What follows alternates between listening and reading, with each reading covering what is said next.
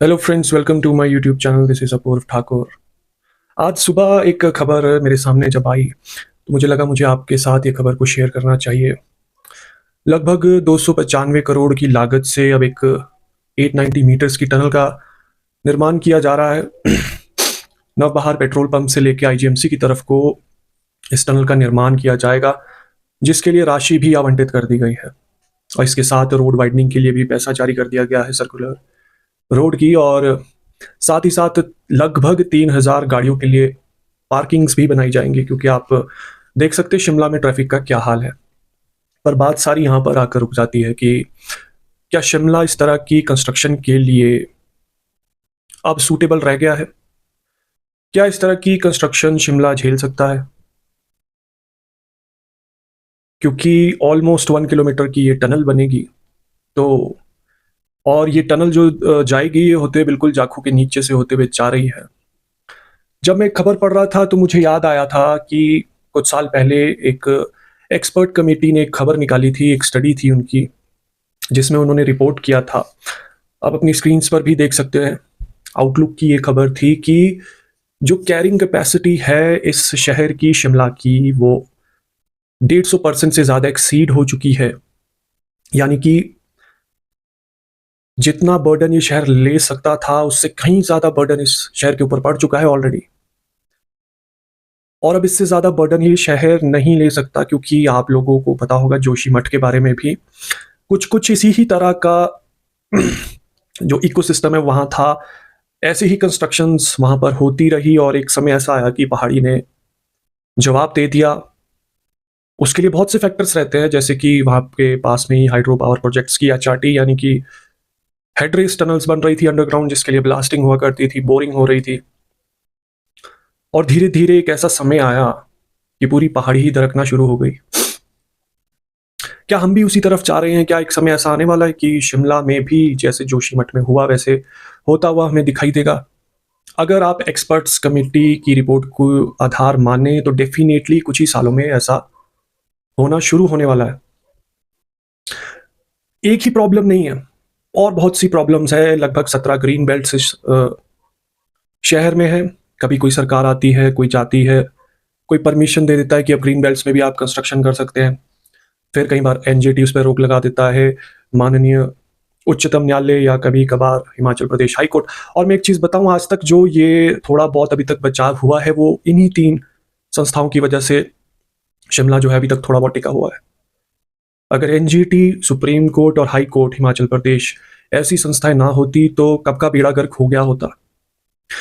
और इसमें नेताओं की या किसी पॉलिटिकल पार्टी की भी गलती मैं नहीं मानता, क्योंकि हम सभी इंक्लूडिंग मी ऑल्सो, हम सबको ये लालच होता है कि अगर एक फ्लोर हमें और मिल जाए, चाहे वो पार्किंग के लिए ही मिले या हमारा टोटल फ्लोर एरिया बढ़ जाए, एक और फ्लोर बनाने को मिल जाए, एटिक की हाइट उठाने के लिए मिल जाए, तो और ज़्यादा किराया हमको आएगा या हम खुद उसमें ज़्यादा खुले तौर पर रह पाएंगे। ये बेसिक ह्यूमन ग्रीड है। इसी के प्रेशर के अंडर आके नेता ऐसी पॉलिसीज़ बनाते, क्योंकि नेता वही पॉलिसीज़ बनाएंगे जो कि जनता डिमांड करेगी। अपनी मर्जी से वो ये पॉलिसीज़ नहीं बना रहे, तो किसी भी पॉलिटिकल पार्टी को ब्लेम करना भी ठीक नहीं होगा। पर बात घूम फिर के यहीं आ जाती है। अभी लगभग 122 करोड़ रोड वाइडनिंग के लिए भी इशू हो गया। दैट मीन्स कि और पेड़ भी काटे जाएंगे। पिछले साल मानसून में बहुत से पेड़ काटे गए जो कि अनसेफ डिक्लेयर हो चुके थे। और आई वुड नॉट लाइक कि मेरे घर के पास भी एक ऐसा पेड़ था जो डेंजरस हो चुका था, उसे काटा गया। लेकिन सरकार को ऐसी पॉलिसी भी लानी चाहिए कि जो भी लैंड ओनर्स है जिनके घर के लिए एक पेड़ खतरा बन गया और उसे फिर काटा जाता है, तो उन्हीं लैंड ओनर से कहीं और प्लांटेशन भी करवाई जाए। अगर ये प्रॉपर चैनल्स के थ्रू किसी के पास वीडियो पहुंचती है तो ऐसी पॉलिसी जरूर बनाई जानी चाहिए, क्योंकि पेड़ वो जो कटे पिछले साल, सैकड़ों पेड़ कटे शिमला में, उनकी जगह क्या नए पेड़ उगाए गए? प्लांटेशन ड्राइव्स में मैंने बहुत हिस्सा लिया है और मैं जानता हूँ कि जब भी प्लांटेशन ड्राइव्स होती है तो ग्लेन में जाके, पॉटर हिल में जाके, जहाँ ऑलरेडी पूरा जंगल बसा हुआ है, वहां पर जाके प्लांटेशन की जाती है, बजाय इसके कि वो प्लांटेशन होनी चाहिए थी किसी ऐसी जगह पे जहाँ पे सच में जो है पेड़ों की ज़रूरत है फॉरेस्ट लैंड पे। पर ऐसा नहीं होता, क्योंकि वो ड्राइव इन पड़ता है, सबको सहूलियत रहती है, फोटोग्राफी भी अच्छी हो जाती है, फोटो सेशन बढ़िया हो जाता है, तो सारे पॉटर हिल और ग्लेन जाके पेड़ को जो है प्लांट कर देते हैं। इस पर भी विचार करने की ज़रूरत है, क्योंकि कैरिंग कैपेसिटी और जो सेस्मिक जोन है 4, उसमें ये सिटी आती है कुछ, तो बहुत डेंजरस है। In case of an earthquake ताश के पत्तों की तरह यहाँ पर बिल्डिंग्स गिरेंगी और जो रेस्क्यू वर्क है वो इम्पॉसिबल है, क्योंकि इट्स अ हिली टेरेन। हमने पिछले साल भी देखा कि स्टेट अथॉरिटीज़ के पास वैसा इक्विपमेंट नहीं था रेस्क्यू करने के लिए। ना ऐसे हाइड्रोलिक जैक्स थे, ना ऐसे कटर्स थे, ना ऐसा अर्थ मूविंग इक्विपमेंट था जो कि तुरंत रेस्क्यू कर सके। एसडीआरएफ, एनडीआरएफ की तरफ देख रहा था, यहाँ तक कि आर्मी एयरफोर्स की भी ज़रूरत पड़ी थी।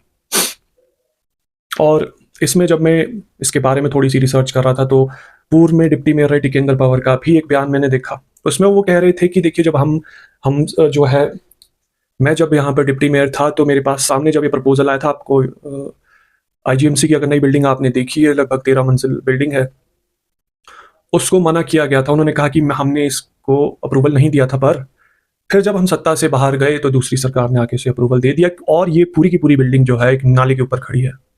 आप सोच सकते हैं कि जो उसका बेस है बिल्डिंग का, 13 मंजिली इतनी बड़ी बिल्डिंग वो है, बहुत शानदार बिल्डिंग है, पर खड़ी नाले पर है, सिंकिंग जोन के ऊपर वो बिल्डिंग खड़ी है। अगर रिपोर्ट की माने तो 60% से ज्यादा बिल्डिंग्स शिमला में जो बनी है वो सिंकिंग जोन में है। 20,000 अनऑथराइज्ड बिल्डिंग्स शिमला में है। जब ये शहर बसाया गया था अंग्रेजों द्वारा 1860s में, और उसके बाद तक भी जब उन्होंने इसे समर कैपिटल घोषित किया था, तो मैक्सिमम लिमिट इस शहर की उन्होंने ये सोच के बसाई थी कि 25,000 मैक्सिमम लिमिट तक ये शहर झेल सकता है। आज 3 लाख टच करने वाले हम बहुत जल्द। 3 लाख। पेड़ों का कटान हो रहा है, अनऑथराइज्ड बिल्डिंग्स बन रही है, मल्टी स्टोरी बिल्डिंग्स बन रही है, सिंकिंग जोन पे बन रही है, सेस्मिक जोन 4 में हम लाई करते हैं जो बहुत डेंजरस है, और कैरिंग कैपेसिटी 2010-2011 में ही एक्सीड हो गई थी, कि मतलब वो लिमिट थी कि अब इससे ज्यादा अगर कंस्ट्रक्शन यहां पर हुई तो बहुत बुरा नतीजा हमको आने वाले समय में भुगतना पड़ेगा। और अब ये नई टनल्स जो बनाना जरूरी भी है, क्योंकि आप खुद जानते हैं क्या हाल है ट्रैफिक का शिमला में। ऐसी टनल्स बनेंगी, पहाड़ियां और ज्यादा खोखली होंगी, रोड वाइडनिंग होगी, इसके लिए और पेड़ काटे जाएंगे, मल्टी स्टोरी पार्किंग अब और बनाने के लिए पैसा आवंटित कर दिया गया है, लगभग 3,000 गाड़ियों की पार्किंग के लिए पैसा आवंटित कर दिया गया है। ये भी मल्टी स्टोरी स्ट्रक्चर्स होंगे। तो जोशी मठ में जो हुआ वो आने वाले समय में यहां पर होता हुआ आप उस चीज को एंटीसिपेट कर सकते हैं कि ऐसा होने जा रहा है, कभी ना कभी वो शुरुआत हो जाएगी, और बहुत ज्यादा नुकसान हमें इसका उठाना पड़ेगा। क्योंकि जब 2010-11 में ये इनिशियल रिपोर्ट आई थी तो उन्होंने कहा था कि तुरंत ऐसे एक्शंस लिए जाने चाहिए कि इस सिटी को जो है डीकंजेस्ट करने की बहुत ज़रूरत है। यहाँ से मेन ऑफिस को उठाइए और शहर के बाहर शिफ्ट कीजिए, जो कि हाई राइज बिल्डिंग्स हैं उनको आप खाली करवाइए। और जैसे बहुत से गवर्नमेंट ऑफिस भी यहाँ पर हैं, एसटीओ कॉम्प्लेक्स की तरफ आप जाएंगे, या मैक्सिमम सरकारी बिल्डिंग्स या ब्रिटिश एरा बिल्डिंग्स में भी ऑफिस चल रहे हैं, आप वो ऑफिस शहर से बाहर शिफ्ट कीजिए। लेकिन ऐसा नहीं हुआ, कोई भी ऑफिस, बहुत कम एक आता कोई सुपर स्पेशलिटी हॉस्पिटल शहर से बाहर गया है। Otherwise I don't think so कि कोई जहां पर रोजाना लोगों का आना जाना होता है ऐसा ऑफिस कोई शहर से बाहर शिफ्ट किया गया है।